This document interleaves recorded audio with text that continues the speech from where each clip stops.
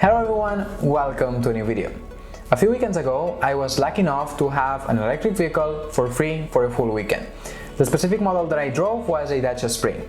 I already reviewed the vehicle, so I won't be focusing on that here today. If you want to see the video though, it will be here above for you. But rather what I would like to focus on are on the challenges that I could see while driving and basically making use of the vehicle throughout the full weekend. Of course, I'm aware that this is a short period of time. Nevertheless, I could already experience some of the challenges that are standing in the way of really massive adoption of electric vehicles, and I would like to expose them today. With that said though, I don't want to waste any more time, so let's get right into the challenges. Mostly, I see three main challenges. The first one is the price of the EVs. Secondly, we have the charging, so more referring to the infrastructure part. And thirdly, we have the range and the batteries. Starting first with the prices, even though there are many bonifications given by many states, at least in Europe, to kind of incentivize people purchasing more electric vehicles and moving away from internal combustion ones, the truth is that EVs are still more expensive than the equivalent car or the equivalent version with an internal combustion engine. Also, if we look at the cheapest EV models in the market currently, they have very big downside, which is that most of them come with very limited ranges of less than 250 kilometers, which, as I said, it's a bit limited, at least in my eyes. Yes, of course, the electricity is much cheaper, so to drive 100 kilometers with an EV, maybe you spend half of what you would spend with an internal combustion one. At least that's how the situation looks like more or less in Germany. But you also need to factor in that after 10 to 15 years, it's still hard to predict because EVs are also pretty new. You will have to change the batteries of the car, and doing that will cost quite a lot of money.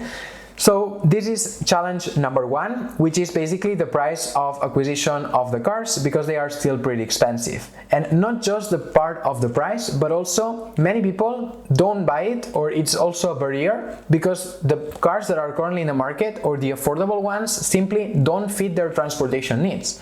Imagine if you need to drive every day 200 kilometers or 100 kilometers. Maybe having an electric vehicle is not feasible because you don't have enough range for you to feel comfortable or to do everything that you need to do.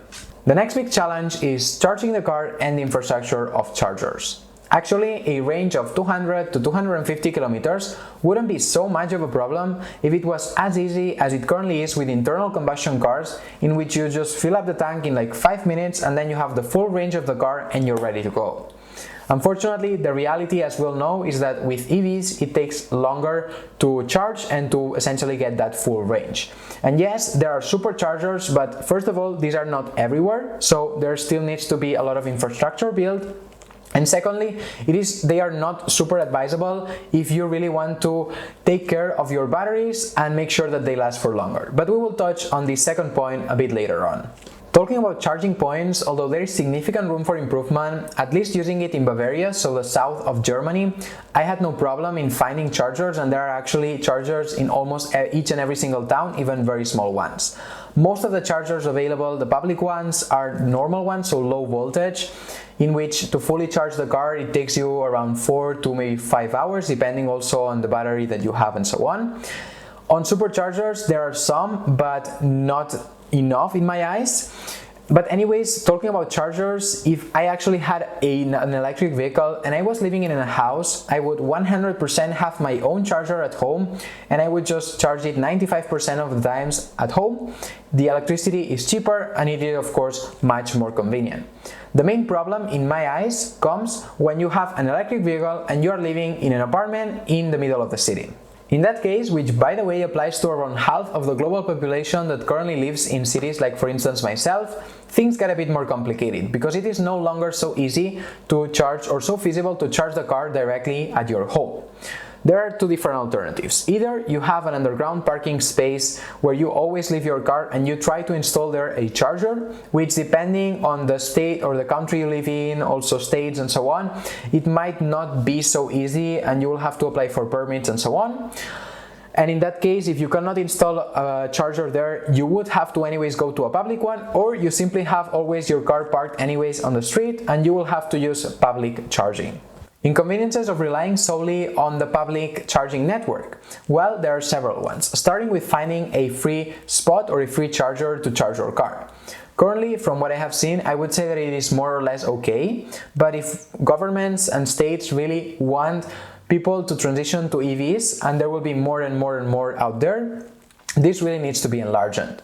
For instance, next to my apartment where I live here in Munich, within 5 to 10 minutes walking distance, there are 6 different charging points. And if I were now to buy myself an electric vehicle, and imagine that the next day I really need it to be charged, and I go to the 6 charging points and they're occupied. Which, by the way, I can already tell you that every single time I pass by, they are occupied. So imagine that it's one of these days in which all of them are occupied, and I really need to have the car fully charged. What do I have to do? Do I need to drive even farther away to find a charger to then leave the car charging? And what do I do in the meantime? Do I just wait in the car there with maybe my phone, or do I come back to the apartment walking and maybe spend 30 or 40 minutes walking just to get back home? It's not super convenient. Of course, the other option here would be to just go to a supercharger, and then maybe within an hour you already have it fully charged and you can go back home and park in any free parking spaces outside of your apartment. That would be the other option. But going back to what I was saying before, imagine that I have an EV vehicle and I do find a space next to my apartment. Then I need to really watch out for the signs on the charging station, because in many it says that you can only stay there for 3, maybe 4 hours, maybe 5, and then you need to remove your car. So with all of this, what happens is that when you have an EV vehicle and you are living in an apartment, the car becomes something that you always need to keep in mind, and one cannot deny that it takes more of your time than if you were to just have an internal combustion engine that simply, when you're out of gas, you just go to a gas station, you fill it up with gasoline or whatever, and you're ready to go. I know that right now I'm being a bit harsh on EVs, and I really like EVs, so it's not like I'm against them. I just really want to state the challenges that somebody living in an apartment within a city faces at the moment with the current public charging network that there is, and the rapid growth that EV vehicles are having, because most of the people that are buying themselves a new car right now are really considering or directly buying an EV1. And then the final point on charging is that if you live in an apartment and you charge it always with public charging network, charging your car becomes more expensive than somebody living on their home and being able to charge it directly with their own electricity, because the price of the electricity that you pay at home is cheaper than those of the public chargers. And also on public chargers, there is a big difference between the ones of low voltage, so let's say the normal ones that it takes 4 to 5 hours, and the superchargers, which are much more expensive. With almost any option except for the superchargers, you would be spending around half of what you currently would be paying here in Germany to drive 100 kilometers with the car. So it's still fine. Whenever you use superchargers though, some of them are pretty expensive and you are actually spending the same as if you were to have an internal combustion engine. So in this whole section, my main takeaway is that if you live in a home and you have a garage where you can install your own charger and charge every single night your car directly there, then I don't think that having an electric vehicle is more inconvenient than having an internal combustion one. However, when you live in an apartment and you need to solely rely on the public charging network to charge your car, then I do think that having an electric vehicle, unless it has a range of at least 500 kilometers, it becomes much more inconvenient than if you were to have an internal combustion one. But we're not done with the challenges, as now we get to the third one, the batteries and the range. Most automakers are currently giving between 8 years or 160,000 kilometers, whichever one of the two comes first, which I think that it's already a pretty decent amount that shows that the batteries of these cars should last for relatively long. However, the truth is that EVs are relatively new, so there is not that much historical data to really see and know how much the batteries of the different car models end up lasting. On batteries though, just to make it clear, what usually happens is that every year the range is a little bit less, so every year it keeps decreasing. For instance, there's an article from July of this past year, 2020, that compared two different car models, the Tesla Model S and the Nissan Leaf from 2015. And it found out that during the 4 years, the battery degradation rate was of 2.3% yearly for the Tesla and of 4.2% for the Nissan Leaf. This means that if right now you buy a brand new car that it says that it has a range of 500 kilometers, for instance, you need to count that every single year the real range that the car will have will be slightly less due to the battery degradation. Also though, we need to take into account that the numbers that we saw earlier on are just averages. We are also looking at models that are quite old, so we could also assume that the newest models have better batteries that hopefully last for longer and have less degradation. But actually there are many factors affecting the battery degradation, including the temperature of the place in which you live in, this is something that unfortunately you cannot really control. I mean, yes, maybe you can move somewhere else, but probably it's not ideal. Then also the usage, of course, if you charge it at low or high current, amongst many other factors. Starting with the temperature, you can see in the graph that if you live in a temperate climate, which is understood if you live in a place that has less than 5 days per year at more than 27 degrees Celsius or less than -5 degrees Celsius. So in either one of these cases, your battery then will last significantly longer than if you live in a place with a hot climate, which is understood as having more than 5 days per year of more than 27 degrees or more or less than -5 degrees Celsius. And to understand this better, it also helps to look at this other graph, which shows the temperature at which the real range of the car is more optimal, which is around 20 degrees Celsius. More than that or less already means a lower performance. Regarding charging, there are two different points. On the one hand, we have the percentage at which we charge the battery every single time we charge the car. And on the other, we have the voltage that we use to charge it. And starting with the voltage, I think that it is already pretty widely spread that it is much better to charge the car at lower voltages than at very high ones. So it's better to charge it in a normal charger that takes maybe 4 or 5 hours to charge the car rather than using a supercharger. In the graph, you can clearly see this, which is that the more often you charge the car in superchargers, the more the battery degrades. The blue line corresponds to someone who never uses supercharging, the gray one, someone who uses supercharging between 1 and 3 times per month, and the yellow line to someone who uses it more than 3 times per month. Following this, as mentioned, the other important point is how much you charge the battery. Ideally, the battery should remain at between 20 to 80% charged. More than that or less than that, it's already not so beneficial for the car. The good thing though is that the newest models already allow you to regulate this, and for instance you can just tell the car that it charges every single time only until 80% and no more than that. Also interesting to know, and to wrap up this part, is that the battery life cycle is like shown in the graph in the screen. So basically it keeps dropping more or less gradually over time and little by little, and at the end of the battery cycle it makes a massive drop.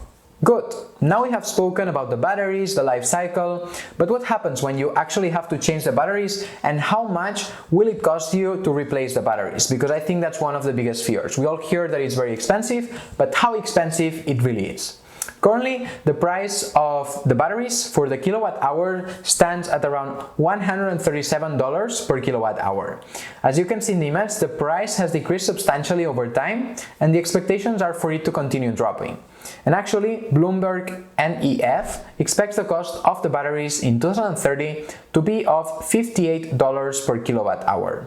However, considering the current price, we have that to fully replace the batteries of a small car with not a lot of range of, let's say, a battery pack of 27.4 kilowatts hour, which allows you to do around 200 kilometers, just to get some reference, and again it's a small car.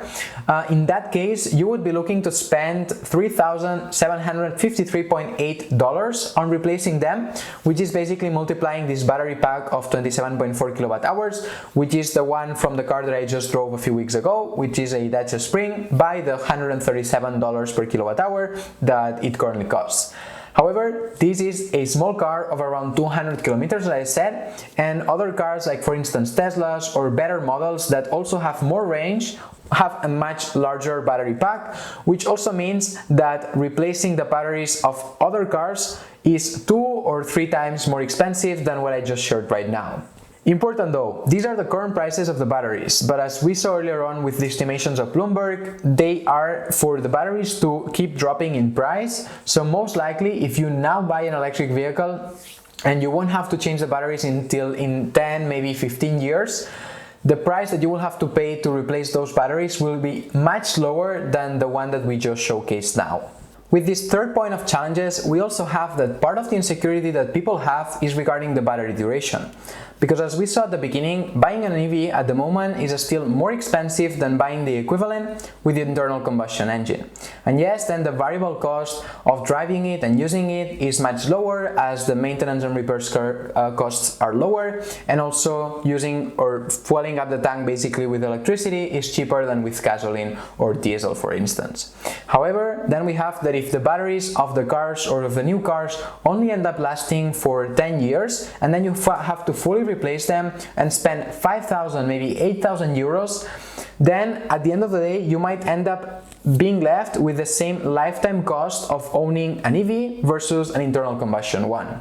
That said, and although as I have exposed in this video, I still see several challenges, I do believe that EVs are on the right track, or the industry itself, and I'm 100% sure that in the next months and years to come, there will be improvement in all of the challenges that I have mentioned now. Firstly, EVs will become more affordable, there will be a better infrastructure that supports all of the EVs in terms of charging, and finally, the batteries will last for longer and they will also be cheaper to replace. Anyways, this is the end of the video. What are your thoughts on the challenges that I exposed? Do you agree with them? Do you think that there are maybe more challenges that I did not mention in this video? Please let me know in the comments below. If you enjoyed the video, then don't forget to give it a like, subscribe to the channel if you're not yet subscribed, and as always, see you next time.